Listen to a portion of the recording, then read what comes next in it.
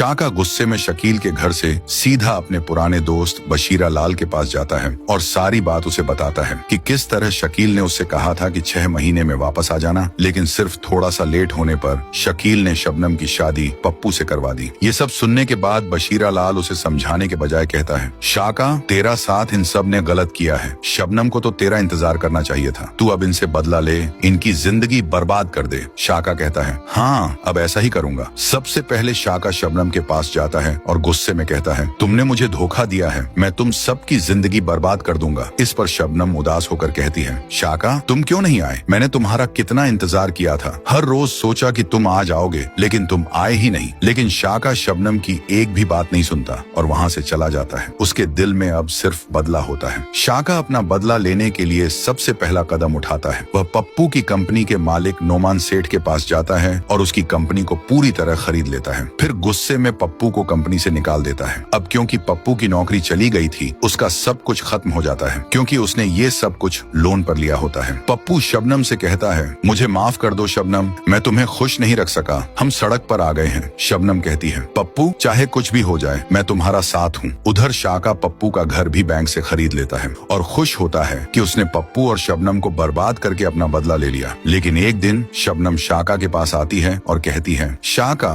तुम्हें हमें बर्बाद करके क्या मिला, ये जिद छोड़ दो। इस पर शाका कहता है, अगर आज भी तुम मुझसे शादी कर लो तो मैं पप्पू का सब कुछ वापस कर दूंगा। ये सुनकर शबनम गुस्से में कहती है, पागल तो नहीं हो गए हो शाका, मैं अब पप्पू से शादी कर चुकी हूँ, ये अब कभी नहीं हो सकता, क्या तुम्हारा प्यार इतना ही कमजोर था। ये कहकर शबनम रोने लग जाती है। उसे रोता देख शाका का दिल भर आता है। वह नरमी से कहता है, शबनम मैं तुमसे बहुत ज्यादा प्यार करता हूँ, अगर तुम पप्पू के साथ खुश हो तो खुश रहो, मैं तुम्हें अब दोबारा कभी तंग नहीं करूंगा। और इस तरह शाका वापस अपने गांव चला जाता है, टूटा हुआ लेकिन चुपचाप।